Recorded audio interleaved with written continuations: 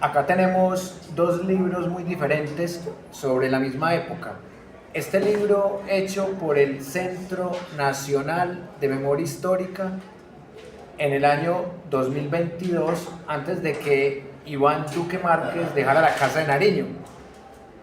Acá claramente, como se puede apreciar, tratan de lavarle la cara a los parapolíticos, es decir, abordan el fenómeno paramilitar como si fuera algo independiente de los politiqueros. En cambio, en este libro, y al igual que en las declaraciones del ex paramilitar Salvatore Mancuso Gómez ante la Jurisdicción Especial para la Paz JEP, se habla de el vínculo estrecho, consolidado y contundente entre las fuerzas militares y de policía con las Autodefensas Unidas de Colombia o con los paramilitares. Y como en este espacio propendemos por el fomento del pensamiento crítico, quiero que recordemos una de las conclusiones de este informe que fue totalmente sesgado por el historiador, el doctor Rubén Darío Acevedo Carmona, que entre otras cosas fue profesor mío de la Nacional, pero que en este trabajo resultó siendo más uribista que Uribe, y claramente Iván Duque Márquez lo puso como director del Centro Nacional de Memoria Histórica para que cometiera un memoricidio y por ahí derecho para que ayudara a contar una historia que lavara la cara de parapolíticos. Quiero recordarles un pequeño párrafo de este libro para que ustedes noten allí el sesgo. Dice: las autodefensas fueron más una fuerza civil armada independiente, oiga pues, fuerza civil armada independiente, que una organización paraestatal, a pesar de la actitud de convivencia pragmática de algunos funcionarios del Estado con algunos de los frentes de autodefensa. Fueron una expresión del particular conflicto histórico colombiano. Es decir, la unión entre fuerzas militares y AUC fue algo totalmente aislado, accidental, no fue algo paraestatal. Pero hay que comparar esto con lo que dice Mancuso. Lo que dice Mancuso de los hornos crematorios, lo que dice Mancuso de uso de prendas y de armamento de las Fuerzas Armadas, carnetización, que Carlos Castaño también llegó a tener carnet del ejército, Mancuso llegó a tener carnet del ejército y la policía, y por eso la JEP lo aceptó como compareciente bisagra, como agente bisagra. Y acá, precisamente, en la página 82 de este libro, o sea, últimamente como que todo nos sale por el número 82, hay que jugarlo por la Lotería de Medellín el viernes. O sea, en la página de Pedro Juan, página 82. En este libro de 100 preguntas y respuestas, página 82. Y ahorita, la estadística de este libro del 82%, donde se decía que ese era el porcentaje del pueblo encuestado que apoyaba las AUC. Y acá precisamente, a partir de la página 82, se habla de otras figuras importantes de las AUC, aparte de los hermanos Castaño. Se habla de el Alemán, de Ernesto Báez, de Henry Pérez, pero quiero que nos centremos en Salvatore Mancuso Gómez, alias El Mono. Y de Mancuso encontramos lo siguiente: hijo de un inmigrante italiano que llegó a Colombia en los años 50, mejor dicho, la mafia siciliana en Colombia. Salvatore Mancuso conoció una de las dinámicas del conflicto en 1985, cuando su padre fuera extorsionado por la guerrilla del EPL y se viera obligado a vender y a salir de las tierras de Córdoba. Esto lo publicó Martínez en el 2004. Mancuso, que por aquellos años vivía en Bogotá, mientras cursaba su carrera de ingeniería civil, apoyaría la resolución de su padre para vender y salir de la región. Pero para 1988, Mancuso retornó a Córdoba y comenzó su trabajo como finquero en el campamento Córdoba un predio que su esposa había heredado y que sería el lugar que lo convertiría en un gran empresario del arroz. Tras varios años de trabajo, en 1992 es víctima de una extorsión por parte de uno de los guerrilleros de la zona, EPL, ante lo que decide hacer frente y después de utilizar a uno de sus trabajadores, un menor de edad conocido como Parrita, para que de manera sigilosa y con un radioteléfono siguiera a los guerrilleros que lo habían intimidado. Mancuso solicitó ayuda al batallón Junín de Montería, el cual le facilitó 15 soldados para el operativo que terminó con una emboscada que acabó con la vida de los guerrilleros. Para muchos, ese fue el inicio de Mancuso en las actividades antisubversivas en la zona, las cuales fueron apoyadas en su momento por la fuerza pública, así como lo refiere Glenda Martínez en una investigación de 2004. El comandante madrugó para advertirle que su delación tenía un costo, con lo cual le quedaban dos opciones para conservar su vida: pelear o vender la tierra, comillas. Usted se montó en el tigre y si se baja, se lo va a comer, me tocó galopar, le dijo bruscamente al tiempo que le proponía conseguirle 4 exsoldados y salvoconductos para armas de largo y corto alcance. Este fue el inicio de Salvatore Mancuso como parte de los paramilitares y luego en el 94 ya se integraría con la SAUC. Alexander tenía un comentario. Sí. Cuéntenos, amigo. Trae la colación ahí de que Salvatore Mancuso es mafia. Sí, es mafia. Él pertenece a un clan de mafiosos en Italia que están en el mismo nivel de la 'Ndrangheta, que están en el mismo nivel de la Camorra, que están en el mismo nivel de la Cosa Nostra. Incluye un familiar de él, y debe ser de ese mismo árbol genealógico. Michael Mancuso es el jefe en este momento, es conocido como De Nos, o sea, la nariz.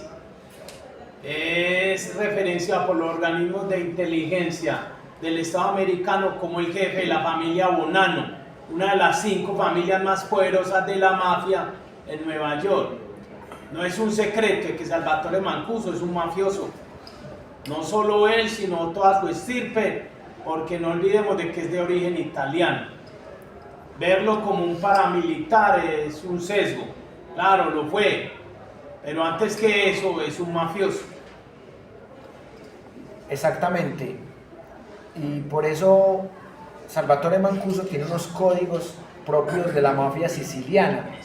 Y en ese contexto, en esta investigación de 100 preguntas y respuestas, estamos analizando esa parte histórica de Mancuso que se conoce poco. Entonces voy a leerles otros párrafos más para que ustedes vean cómo fue que se volvió el hombre más poderoso de la SAUC al lado de Don Berna y de los hermanos Castaño. Dice: Mancuso ganó popularidad. En eso también se parece a Castaño, que era muy popular. Ganó popularidad en la zona. Además, su amistad con el mayor del ejército, Walter Fratini Lobachio, quien lo orientaba en cuestiones militares y de ubicación geográfica, fue vital en los procesos de organización de una red de acciones de contrainsurgencia que, basada en redes de información, radioteléfonos, guardaespaldas, apoyo militar, entre otros, lograron contrarrestar algunas de las acciones de la guerrilla. De igual manera, y debido a sus resultados, Mancuso era consultado desde otras regiones del país, no solo para que brindara asesoría, sino también protección. No obstante, y a pesar de todo este tipo de acciones para la consolidación de las autodefensas en la región, para 1995 los resultados no eran satisfactorios, pues tan solo en ese año más de, comillas, 100.000 cabezas de ganado habían sido robadas en Córdoba. Los secuestros superaban los 500, más de 50 habían sido asesinados, con unas pérdidas cercanas a los 900.000 millones de pesos. Bajo este escenario, Mancuso buscó apoyo del gobierno y se propuso aprovechar el decreto 356 de 1994, creado por el entonces gobierno de César Gaviria Trujillo, el cual daba origen a las denominadas convivir, que él también habla de esto en la Jurisdicción Especial para la Paz JEP. Gracias a tal instrumento, Mancuso se convirtió en asesor de varios de estos grupos y se organizó con una serie de hombres, armándolos con subametralladoras calibre 9 milímetros, pistolas 9 milímetros y escopetas calibre 12. Además, por este tiempo se conoció también con los hermanos Castaño, específicamente con Vicente y Carlos, con quienes consolidó la creación de las autodefensas campesinas de Córdoba y Urabá, ACU. Y esto lo dice literalmente Martínez en ese trabajo del 2004. En las tangas, el nuevo anfitrión, José Vicente Castaño, que había regresado de Europa por petición de su hermano Carlos para organizar las autodefensas, hasta ese momento un proyecto con visos familiares, ratificó su propuesta. Tal era el significado de Mancuso de entrar a formar parte de las autodefensas campesinas de Córdoba y Urabá, que de inmediato los Castaño formalizaron la primera dirección de autodefensa, comillas, Carlos Castaño como cabeza visible, Mancuso, a quien se referían en adelante como Santander Lozada, Rodrigo Tovar Pupo, Jorge 40, Hernando H2 y Carlos Mauricio García, Rodrigo 00. Desde ese momento, Mancuso amplió su rango de acción hacia Sucre y hacia algunas regiones de la costa atlántica, en donde buscaba fundar el bloque norte de las autodefensas, el cual se extendería hasta el Catatumbo, norte de Santander. Ahí es donde Mancuso salpica a la empresa Postobón, a Ecopetrol, a Bavaria, a Chiquita Brahms de haber sido financiadoras del paramilitarismo. Un par de años después, o sea, en 1997, con la consolidación de los diferentes grupos de autodefensa bajo el nombre AUC, o sea, Autodefensas Unidas de Colombia, lideradas por Carlos Castaño, Mancuso estaría encargado especialmente de Córdoba y el Catatumbo. Durante varios de estos años, o sea, entre 1998 y 1999, Mancuso y su grupo alcanzaron protagonismo en la política nacional, al punto que lograron imponer a muchos alcaldes en el norte del país, mediante acuerdos con los grupos políticos que contribuían económicamente con el paramilitarismo. Fue así como impusieron el acuerdo del Granadazo, que versó sobre la manera como imponían alcaldes y repartían burocracia y contratos.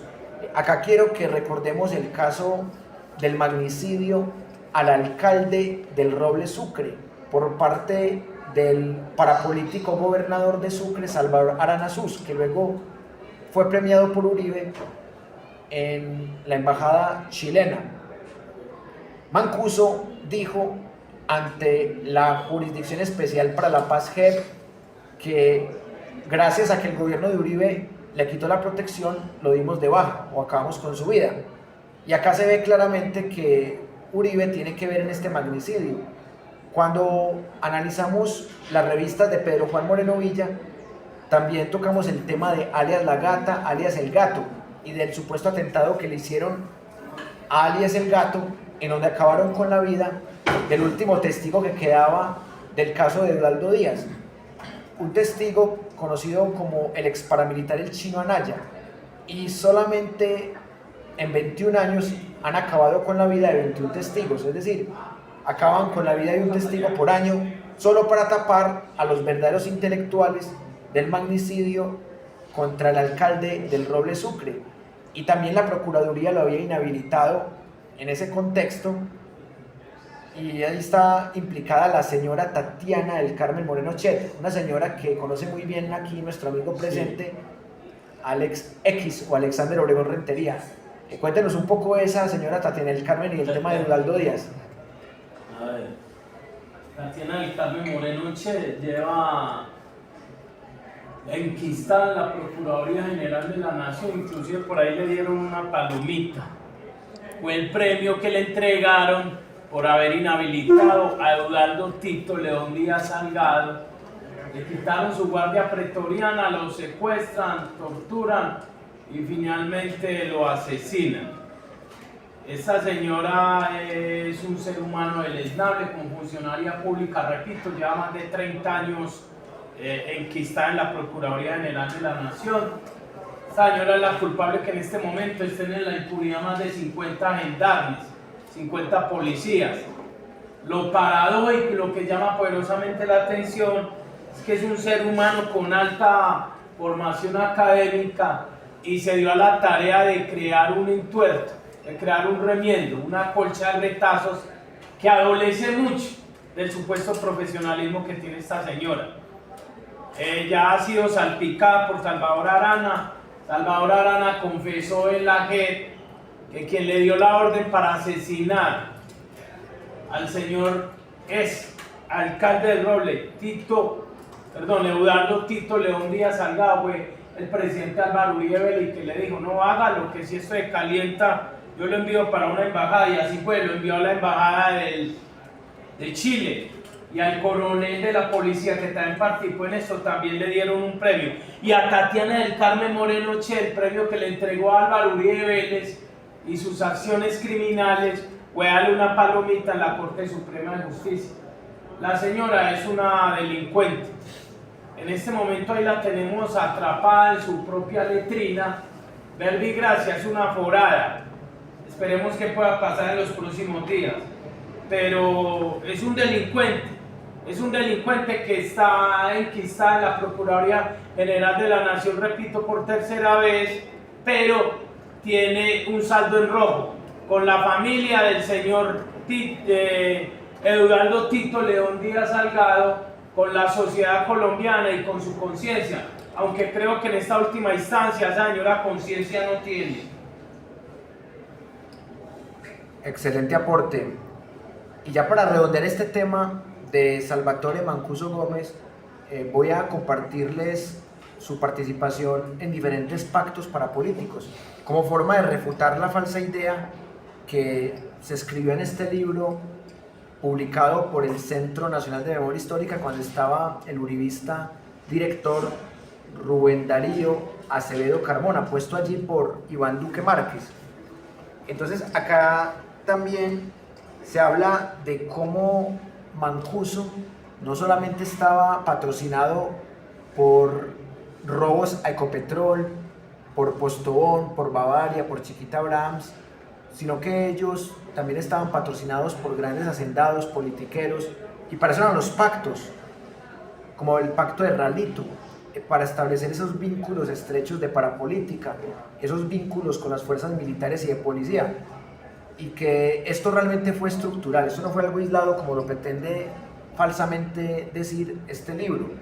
Entonces acá les quiero leer la última parte de esta investigación que tenemos sobre Salvatore Mancuso Gómez.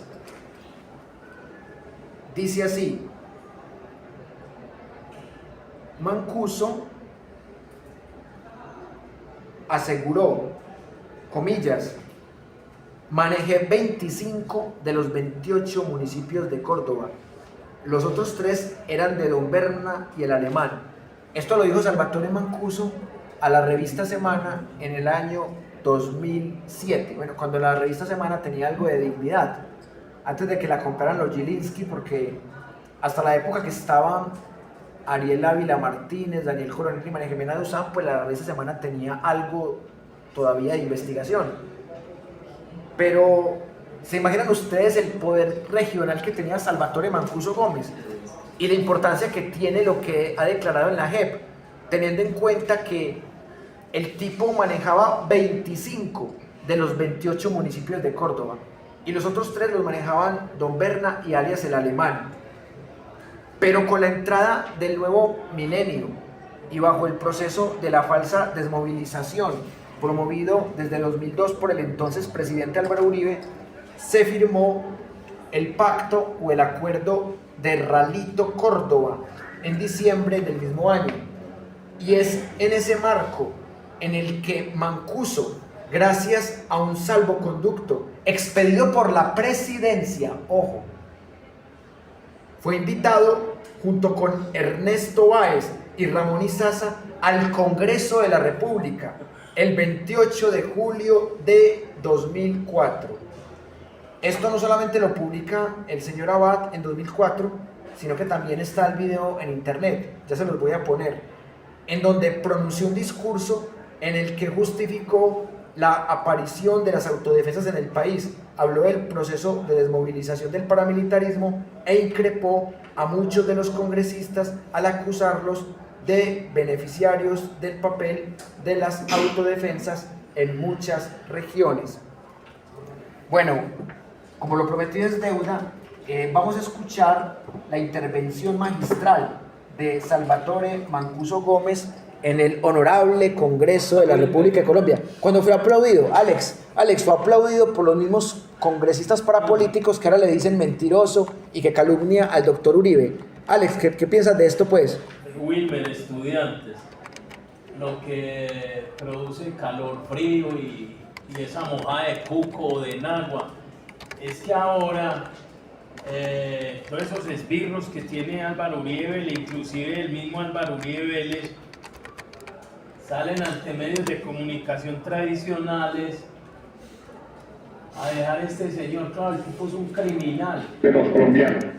Pero en su momento lo tenían como un salvador, un mesías, y ahora ya nadie lo quiere escuchar, ya lo ven como un peligroso delator, cuando en su momento dado era un mesías para ellos. Es la hipocresía de esta clase política de ultraderecha, con todos esos tintes de mafiosos de gran calado, que no merecen entonces volver a la casa de Nariño. Bien pueda Wilmer. Eso, preparen los oídos para que escuchen a Salvatore Mancuso aplaudido. Eso sí, apáguela para que sea mejor. Para que ustedes escuchen lo que es Salvatore Mancuso Gómez cuando era uribista, cuando era querido por el uribismo, cuando era aplaudido en el Congreso de la República. Y ahorita les explicaré el contexto en el que terminó esta situación. Escuchemos. El presidente les tiende la mano. Se entabla una negociación. Los jefes paramilitares son invitados al Congreso para convencer al país de la legitimidad de su lucha. Para convencer a los congresistas de la necesidad de adoptar medidas excepcionales para acabar con la guerra y permitirles volver a casa. Estamos en vísperas de una ley que puede cambiarlo todo. Normalmente todo debe salir bien. Vengo en irrenunciable misión de paz desde Santa Fe de Ralito, donde con la bendición de la Iglesia Católica y... Oiga, un tipo que acabó con la vida de miles de personas y mete a la Iglesia Católica, o sea, típico de la mafia siciliana. Por eso les recomiendo mucho la película El Padrino, parte 1, parte 2 y parte 3, una excelente trilogía. Y el apoyo de la OEA, de la comunidad internacional, del presidente, del gobierno del presidente Álvaro Uribe Vélez y del pueblo colombiano, dimos inicio formal a este histórico proceso de paz. Oiga, dizque proceso de paz. Oiga, uno hace la paz es con los enemigos, pero en el pacto de Ralito no eran enemigos, eran aliados. Y en el pacto de Ralito hubo parapolíticos que montaron a Uribe a la presidencia. Reafirmo aquí, en la cuna de las leyes y en el templo de la democracia, que el compromiso patriótico de la SAUCE por salvaguardar una Colombia libre, digna, segura y en paz, sigue en pie, como lo reclaman millones de colombianos honestos y de buena voluntad, amantes de la libertad que confían en nuestro movimiento nacional antisubversivo. Movimiento Nacional Antisubversivo. O sea, eso era lo que él definía el paramilitarismo. Y eso es lo mismo que significa uribismo. El uribismo es un movimiento nacional antisubversivo. Y exactamente encaja con lo que dice ahí Salvatore Mancuso Gómez. Y han depositado la defensa de su seguridad en nosotros. Que Colombia sea en nuestras mentes y en nuestros corazones el intento siempre libre siempre bello, de construir el paraíso entre los Andes y el mar. Muchas gracias, honorables congresistas. Muchas gracias, señoras y señores. Dios bendiga a Colombia. Oiga, ese aplauso. Óigalo bien. Esos mismos que lo están aplaudiendo ahí son los mismos que ahora le dicen mentiroso, calumniador, gestor de paz falso, instrumento de Petro para joder al pobre Uribe. Y el tipo salpicó más de 300 en la JEP y esos 300 lo quieren aniquilar. Y por acá había una víctima.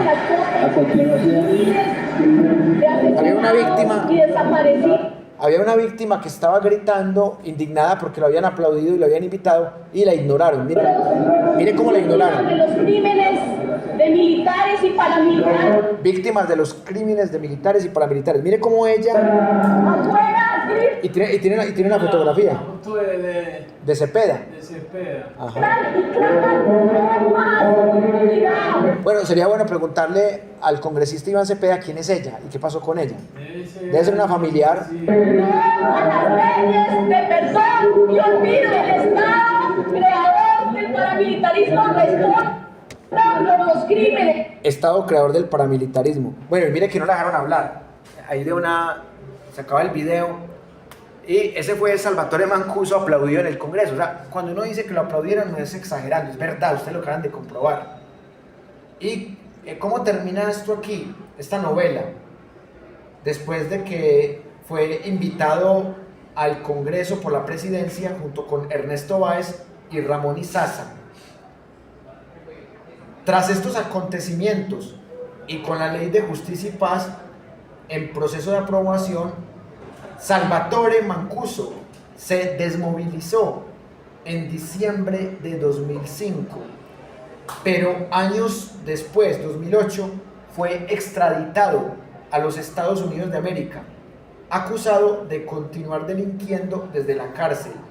No obstante, y a pesar de una solicitud de la Fiscalía para que fuera expulsado de Justicia y Paz, acusado de lavado de activos, Mancuso mantuvo las declaraciones y su vinculación con el sistema de justicia, en el cual fue condenado en el año 2014 a pagar una pena alternativa de 8 años por las masacres de La Gabarra y Tibú, norte de Santander, cometidas en agosto de 1999 y julio de 2000 respectivamente. Un dato de la Fiscalía, año 2014. Bajo este mismo panorama, Mancuso ha declarado desde Estados Unidos, y diría que en este momento desde la JEP y desde la misma ciudad de Medellín, sobre varios asuntos relacionados con la historia del conflicto colombiano. Sus declaraciones han vinculado a figuras de la política, del ejército y de empresas nacionales y también diría yo internacionales con el paramilitarismo. Tal vez las acusaciones más polémicas fueron las pronunciadas contra el ex vicepresidente Francisco Santos, acusado por Mancuso de promover la creación de grupos paramilitares en Bogotá. Bueno, esto lo publicaron en Blue Radio en 2016, cuando Mancuso acusó al ex vicepresidente de Colombia, Francisco Santos, de fundar y de patrocinar el bloque capital de la SAUC. Y también, como veíamos ahora, salpicó al condenado por Gis Política, al ministro de Justicia Sabas Pretel de la Vega, y también acusó en este mismo sentido a Pedro Juan Moreno Villa, cuyas revistas estudiamos las clases pasadas.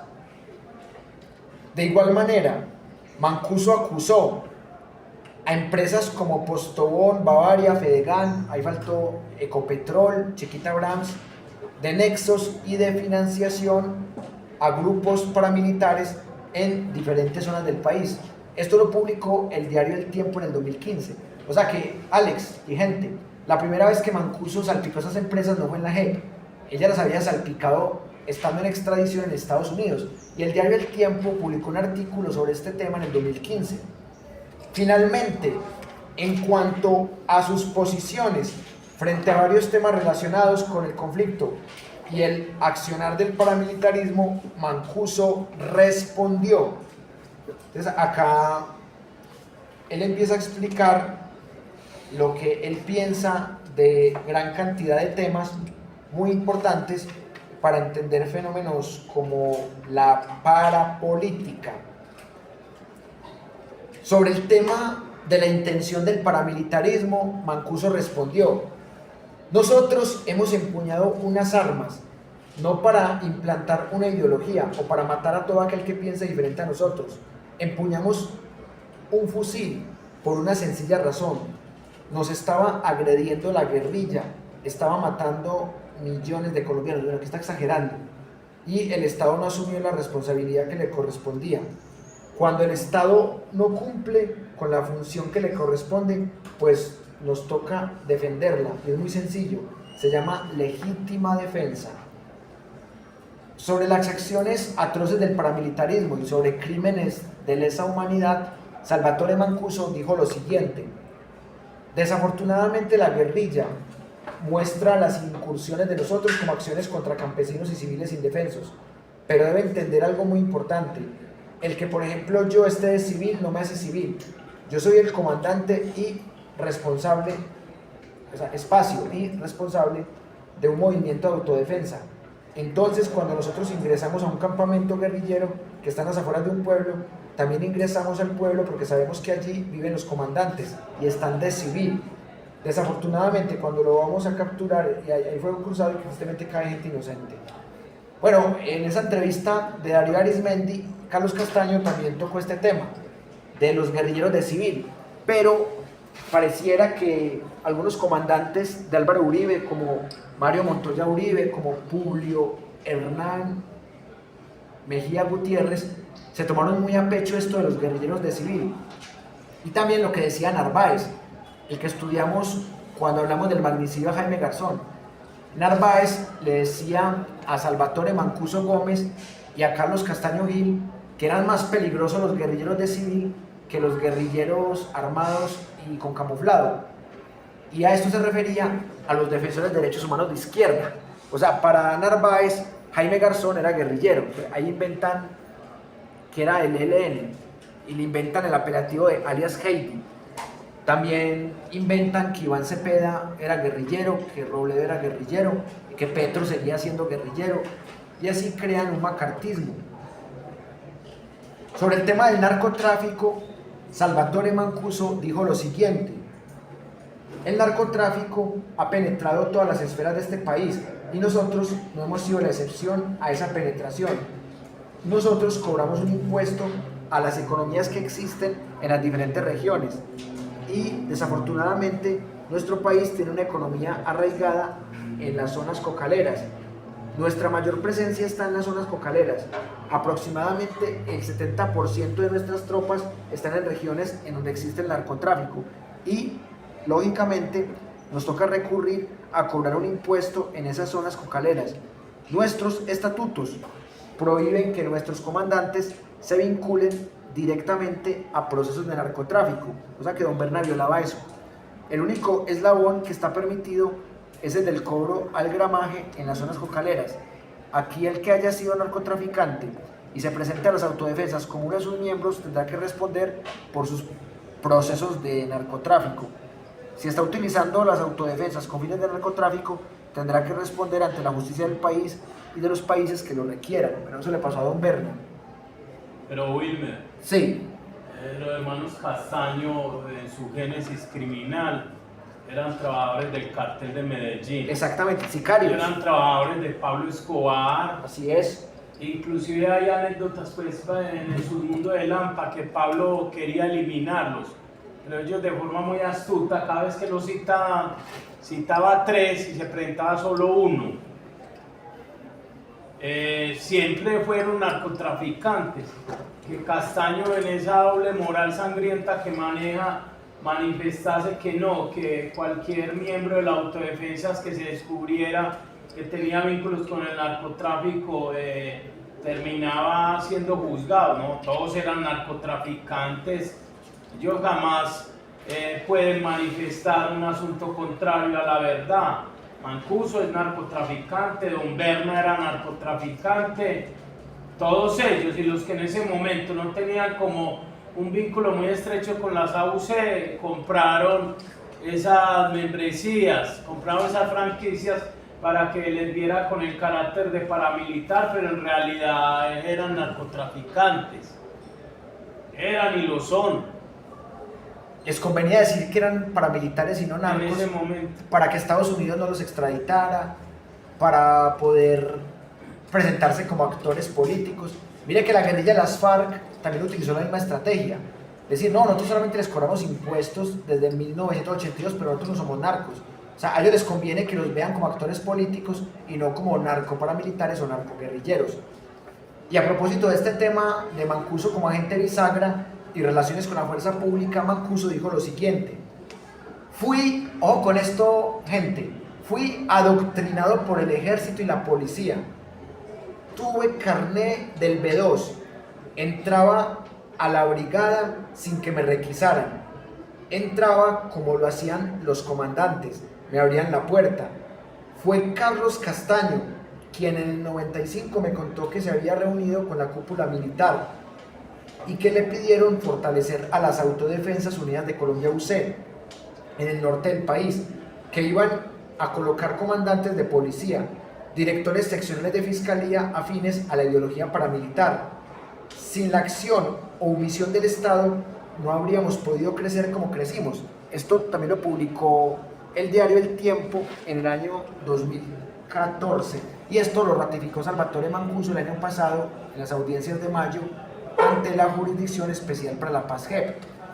Es decir, los vínculos parapolíticos son totalmente claros y no como lo trata de desvirtuar este informe tendencioso y sesgado que trata de desvincular el paramilitarismo de la parapolítica.